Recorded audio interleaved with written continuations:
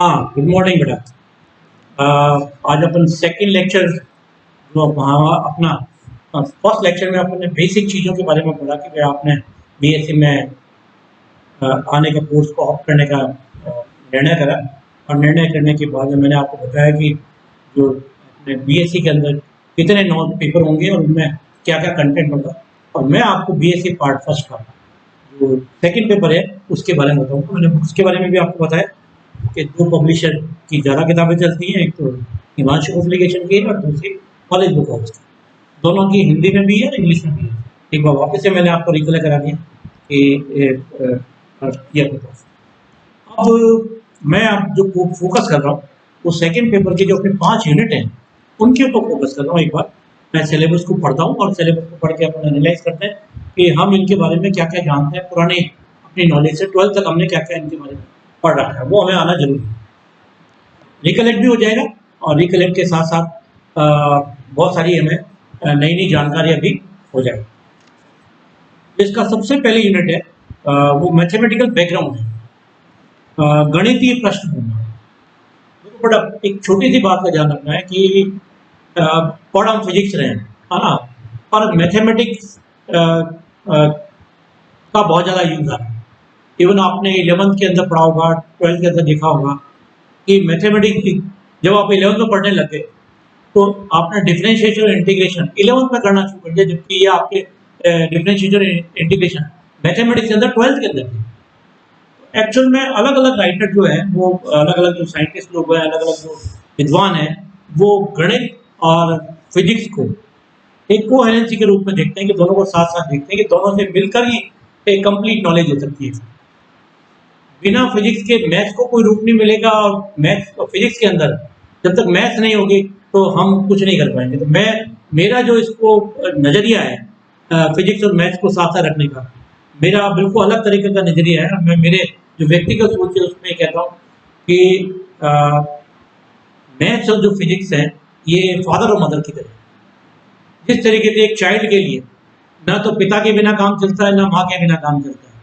हाँ, कई बार अनफॉर्चुनेटली कोई एक जना नहीं होता है, मगर बच्चा चाइल्ड के लिए होने के लिए दोनों का होना आवश्यक है। वो स्थिति साइंस में स्पेशली वो फिजिक्स और मैथ्स के लिए मेरी जो नॉलेज है, जो मैं समझता हूँ उसमें जो फिजिक्स का जो प्लेस अगर मैं देना चाहूँ दोनों में से, मदर और फादर में से, तो मैं मदर के रूप में फिजिक्स को देखता हूँ और मैथ्स को, गणित को फादर के रूप में देखता हूँ। तो अब आप जानते हैं कि जब मैंने उपमा उनको पिता और माता की दे दी है तो अब अपने लिए कोई भी इंडिस्पेंसेबल नहीं है, ठीक है ना। तो आपको दोनों के साथ ही करना है, दोनों के साथ काम करना है, दोनों के साथ सीखना है और दोनों को बराबर का दर्जा देना है। हाँ, एक बात मैं आपको बताऊंगा कि मैथ्स के अंदर थोड़ी नीरसता ज़्यादा होती है क्योंकि अपने को दिखता नहीं है कि इसका इफेक्ट क्या आ रहा है। जबकि फिजिक्स में क्या होता है कि जो चीज़ें हम पढ़ते हैं उसका इमीडिएटली प्रैक्टिकल यूज अपने को सामने दिखता है, अधिकतर चीज़ों में दिखता है। तो थोड़ी एक जीवंतता बनी रहती है, ठीक है। तो वो एक पर्टिकुलर जो एडवांटेज है स्पेशली फिजिक्स को, वो डेफिनेटली मिलेगा।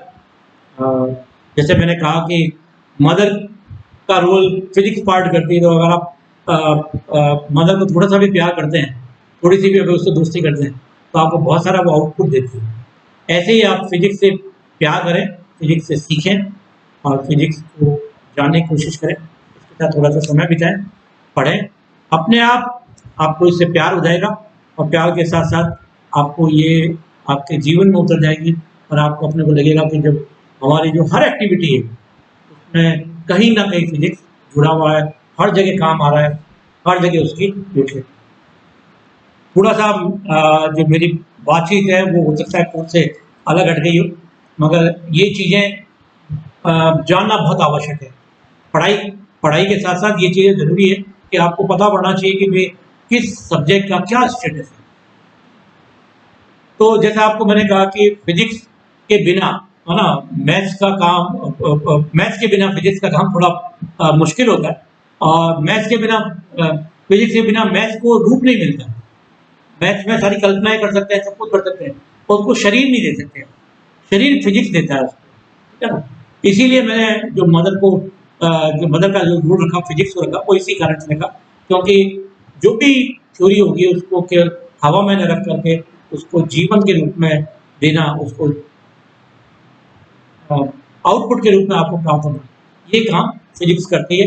इसलिए मैं मदर के रूप में फिजिक्स को, तो जो पहला मैंने आपको कहा कि इसके यूनिट है वो मैथमेटिकल बैकग्राउंड से रिलेटेड। मैथमेटिकल मतलब गणितीय प्रश्न कि गणित की क्या क्या चीज है जो हमारे इस पर्टिकुलर फर्स्ट शेयर की जो बुक है इसमें इनका बहुत ज़्यादा यूज होगा, गणितीय प्रश्न।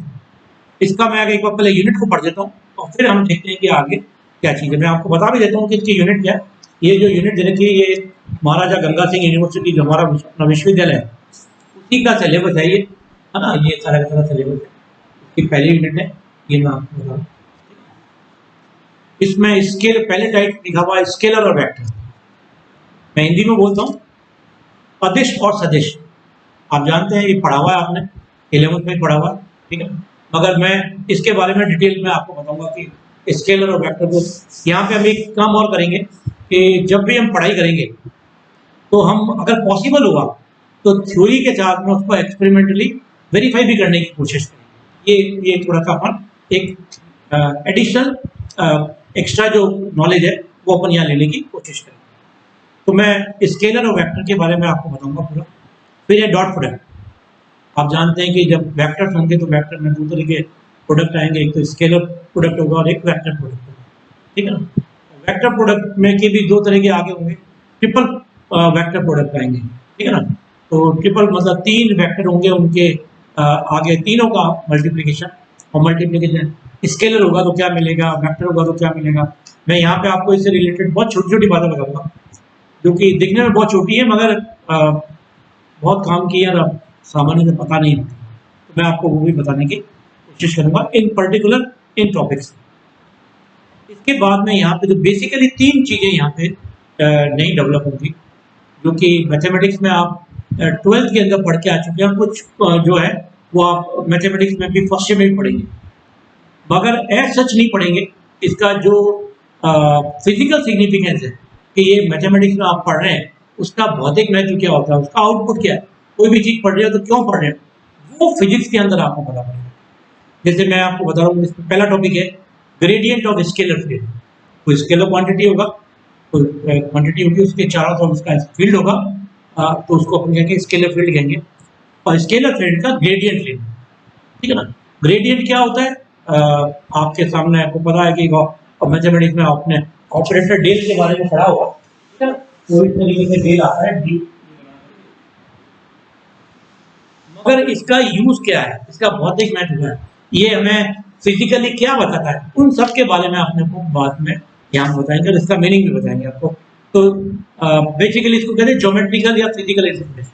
तो ये भी हम यहाँ पे इसके बारे में बात करेंगे। तो इस जो डेल ऑपरेटर है ना, जिसको ग्रेडियंट के रूप में अपन यहाँ पे काम में लेके स्केलर क्वांटिटी का, तो यहाँ पे बेसिकली प्रोडक्ट है और वेक्टर क्वांटिटी ये बाद में हम प्रूव करेंगे कि ये एक वेक्टर क्वांटिटी है। और वेक्टर क्वांटिटी का जो प्रोडक्ट होगा स्केलर क्वांटिटी के साथ में वो एक तरीके से ही होता है और वो ग्रेडियंट के रूप में होगा, वो यहाँ पे अपन काम। अगर हमारे पास वेक्टर क्वांटिटी हो इंस्टेड ऑफ स्केलर फील्ड की जगह वेक्टर फील्ड हो तो वहां पे दो तरह के फिनोमेना पॉसिबल होंगे। एक फिनोमेना को कहेंगे हम डाइवर्जेंस और दूसरे को कहेंगे कर्ल। डाइवर्जेंस तो डॉट प्रोडक्ट होगा और जो कर्ल होगा वो वेक्टर प्रोडक्ट। तो हम दोनों के बारे में यहाँ पे डिटेल में पढ़ेंगे। आपने मैथमेटिक्स में डाइवर्जेंस पढ़ा है, कर्ल पढ़ा है, तो आप केवल ये पढ़ते हो कि भाई इस वेक्टर का डाइवर्जेंस ले लो, इस वेक्टर का कर्ल ले लो, पर लेके करें क्या इसका ये नहीं पता होता है। बस हमने कर्ल ले लिया, डाइवर्जेंस ले लिया, ग्रेडियंट ले लिया, ये तो सब काम करते हैं मगर इनका जिंदगी में जीवन में कहाँ उपयोग करें, कैसे करें, इनसे क्या पता करें, हमें कहीं काम में लेना हो तो कैसे काम लें, ये मैथमेटिक्स में सामान्यतः नहीं बताया जाता। ये हम आपको फिजिक्स में बताएंगे कि उन चीज़ों से आप कैसे आगे लेकर काम कर सकते। तो ये बेसिकली जो यहाँ पर होगा ग्रेडियंट, डाइवर्जेंस और कर्ल, ये 3 चीज़ें बेसिकली यहाँ पर काम करें। फिर उसके बाद में कुछ थ्योरम्स आएंगे उस थ्योरम से पहले उनको डेवलप करने के लिए पहले कुछ हमें बेस बनाना पड़ेगा। तो बेस बनाने के लिए हम वहाँ पे लाइन इंटीग्रल लेंगे, सरफेस इंटीग्रल लेंगे, वॉल्यूम इंटीग्रल लेंगे। ये सब क्या होते हैं ये मैं आपको डिटेल के अंदर सारी चीज़ें एक एक चीज़ को बताऊंगा, है ना। वैसे ही सब चीज़ें आपके 12th में आई भी हैं, मगर जो 12th में जो पढ़ने का जो तरीका होता है वो इस तरीके से नहीं होता है जैसा आप कॉलेज में हैं। तो आपको मैं तीनों के बारे में यहाँ पर बताऊंगा, लाइन, सरफेस और वॉल्यूम इंटीग्रल से। और फिर हम एक छोटा सा कंसेप्ट काम में लेंगे कि फ्लक्स क्या होता है। कोई भी वेक्टर फील्ड होता है उसका फ्लक्स क्या होता है। तो आपने इलेक्ट्रिक फ्लक्स का नाम सुना हुआ है, मैग्नेटिक फ्लक्स का नाम सुना हुआ है, ग्रेविटेशनल फ्लक्स का नाम सुना हुआ है, मगर ये होता क्या है? बस हमें फॉर्मूले पता होते हैं कि भाई E डॉट डी एस कर लो, B डॉट डी एस कर लो, या ग्रेविटेशन का जो EG डॉट डी एस कर लो, ये कर लो। तो अगर क्या करो उससे क्या मिलता है क्या नहीं मिलता है ये कभी भी सामान्यतः बताया नहीं जाता है, बहुत कम बताया जाता है। कुछ टीचर हैं जो बताते हैं, तो बहुत अच्छी बात है, आपको आता है तो बहुत अच्छी बात है, और नहीं आता है तो अपन यहाँ कर लेंगे, कोई दिक्कत की बात नहीं। जो मिसिंग है अपन उसको बिल्कुल आपको परवाह नहीं करनी है, अपने को बिल्कुल आगे बढ़ के अपन उसमें काम करें। फिर मैं कुछ यहाँ पे 2-3 थ्योरम्स अपने पर इम्पोर्टेंट हैं वो हम काम में लेंगे। एक तो है गॉस थ्योरम है, एक ग्रीन थ्योरम है, एक स्टोक थ्योरम है। ये बेसिकली हम यहाँ पर, तो जो हमारा सिलेबस है वो पूरा मैथमेटिकल बैकग्राउंड के ऊपर है, और मैथमेटिकल बैकग्राउंड का जो पहली यूनिट है वो बहुत काम की है। मैंने बताया कि इसमें ऐसी चीज़ें होंगी, ऐसी टॉपिक्स होंगे जो कि मैथमेटिक्स से रिलेटेड है, मगर मैथमेटिक्स में आपने नहीं पढ़ी। आप कहते हैं डेल है, डेल होता है I D upon D x, या del upon del x plus j del upon del y plus k del upon del z, ये होता है। मैं कहता हूँ ये कहाँ से आया, तो अपने को नहीं पता। अपन तो कहते हैं बस ये होता है, ये बताया कि भाई डेल का मतलब ये होता है, और डेल का स्केलर के साथ में ये ले लो तो ग्रेडियंट आ जाता है, और डॉट प्रोडक्ट ले लो वेक्टर के साथ में तो डाइवर्जेंस आ जाता है, और डेल का वेक्टर के साथ में कर्ल, वेक्टर प्रोडक्ट ले लो वेक्टर क्वांटिटी के साथ में तो हमें कर्ल मिल जाता है। मगर इसका फिजिकल सिग्निफिकेंस क्या होगा, कैसे होगा, और इनकी यूटिलिटी क्या है, जीवन में कैसे इनको आगे बढ़ना है, क्या इनसे हम जीवन में आगे बढ़ने की कोई शिक्षा भी ले सकते हैं क्या, पॉजिटिव सोच भी डेवलप कर सकते हैं क्या, वो भी मैं आपको बताऊंगा। थोड़ा फिलोसॉफिकल भी होगा, मगर मैं अपने आप को रोकूंगा नहीं, क्योंकि आपको जीवन में, मेरा उद्देश्य ये है कि आप आगे बढ़ें, खूब आगे बढ़ें। जितना आप डेवलप करेंगे उतना आगे रहेंगे। तो मैं आपको यहाँ पे पर्टिकुलर जो इसका टॉपिक आएगा, मैं आपको बता रहा हूँ कि डाइवर्जेंस, उसमें बताऊंगा कि जीवन में कैसी सोच रखनी चाहिए। सोच रखेंगे तो अपना कैसा आगे जीवन जीने की कला के बारे में बताएगा, ठीक है ना, कि हम फिजिक्स को जीवन जीने की कला से भी जोड़ सकते हैं। तो आप केवल फिजिक्स को एक ऐसे सब्जेक्ट में पढ़ें, ये कंप्लीट पूरा लाइफ स्टाइल है। सारे लाइफ की छोटी छोटी एक्टिविटी के साथ में आपको लाइफ में चलना कैसे, कैसे काम करना है, इसके बाद अगर आपको अच्छी नॉलेज हो जाए तो आप उसके बारे में भी सोच सकते हैं, इसके ऊपर काम कर सकते हैं। तो मैं केवल इतने तक न रख करके आपको वो भी चीज़ें बताने की कोशिश करूँगा। जब भी टाइम मिलेगा आप इस बारे में भी डिस्कस करेंगे, ठीक है। और आपको कभी भी कोई भी टॉपिक समझ में नहीं आए तो मैंने मेरा मोबाइल नंबर दे रखा है, आपको मैसेज कर दें, मैं कोशिश करूँगा कि कॉल करके आपको बता दूँ। ऐसा लगेगा कि मेरे को केवल बताने से ही आपको समझ आ जाएगा, तो मैं उसी तरह आपको जवाब भी पूछने में कभी आप शर्माइए मत, ठीक है। मैंने आपको कहिए कि मॉर्निंग में 9 o'clock से लेकर के 6 o'clock तक आप कभी पूछें। सारी जो अपना नॉलेज ने का एक्सपेंशन नहीं होता, अपन यूज नहीं कर पाते हैं, अपन टीचर के साथ में इंटरेक्शन करने से डरते हैं। आपको मुझसे बिल्कुल नहीं डरते, आप खुल करके अपनी जो समस्याएं हैं, स्पेशली फिजिक्स की जो भी है, छोटी छोटी बातें, हाँ वो, क्योंकि वो आना चाहिए, है ना। 11th बहुत अच्छा आना चाहिए, है ना। 11th अच्छा आएगा तो 12th अपने आप आ जाएगा। 11th का भी पहला दूसरा चैप्टर जो आपका होता है यूनिट डायमेंशन, ठीक है ना, वो अच्छा आना चाहिए। वो अच्छा आया तो आप आगे बहुत सारी चीज़ें, मतलब यूनिट डायमेंशन तो इतनी स्ट्रॉन्ग चीज़ है कि जो रिसर्चर होते हैं, जो नए नए फॉर्मूला डिस्कवर करते हैं, वो उनको ये पहला वाला जो टॉपिक है यूनिट और डायमेंशन है वो सबसे अच्छा और उसका हमेशा यूज़ करना आना चाहिए। अगर उनको नहीं आता है वो कोई भी थ्योरी डेवलप करते हैं तो वो उसी कॉन्टेक्स्ट में करते हैं कि पहला जो चैप्टर है उसको वो सेटिस्फाई करे तभी उनकी थ्योरी क्या होती है एक्सेप्ट होती है, अदरवाइज बहुत मुश्किल है। तो आप ये मत सोचिए कि आपने जो 11th का पहला टॉपिक पढ़ा है वो इतना कमजोर है, वो सबसे स्ट्रांग है। मेरे हिसाब से तो वो टॉपिक सबसे लास्ट में कराया जाना चाहिए। जब आपकी 12th हो जाए, 11th पूरी हो जाए, तब आपको ये टॉपिक कराया जाना चाहिए था कि भाई ये क्या चीज़ है, क्योंकि तब तक आप इतने अपने आप में एनरिच हो जाते हैं कि आप उसको ज़्यादा अच्छी नहीं तो क्या करते हैं कि भाई ये लिखा हुआ है, ये फंडामेंटल क्वांटिटी है, ये इसके लॉ है, ये लॉ नहीं है, ये पूरा आधार है, पूरी फिजिक्स का आधार है। तो मैं कभी कभी बीच बीच में आपको टॉपिक से हट करके वो 11th और 12th की चीज़ों के बारे में भी बताऊँगा। तो आपको मैंने बताया कि पहली जो यूनिट है वो ये है। मैं इस यूनिट को शुरू करूँगा अपने नेक्स्ट लेक्चर के अंदर, ठीक है ना। तब तक मैं इसको विराम देता हूँ और जो बाकी की second, third, fourth, fifth unit है उनको मैं जब उन यूनिट का पढ़ाऊँगा मैं आपको, तब उस समय बैकग्राउंड दूँगा, ज़्यादा अच्छा है।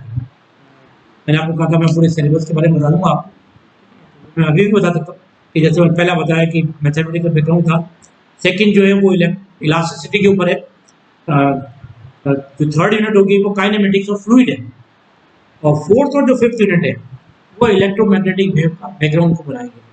बहुत बहुत इंपॉर्टेंट चैप्टर है ये जो फोर्थ और फिफ्थ यूनिट, सारे चैप्टर इंपॉर्टेंट हैं। इसमें से आपने स्पेशली जो सेकंड और थर्ड यूनिट है इसका बहुत सारा पोर्शन पहले पढ़ चुके हैं, मगर यहाँ पे नई नई चीज़ें भी पढ़ेंगे। और जो फोर्थ और फिफ्थ यूनिट है वो बहुत ही इंटरेस्टिंग है, उनके ऊपर खूब अच्छा डिस्कस करेंगे और उसको सीखने की कोशिश करेंगे।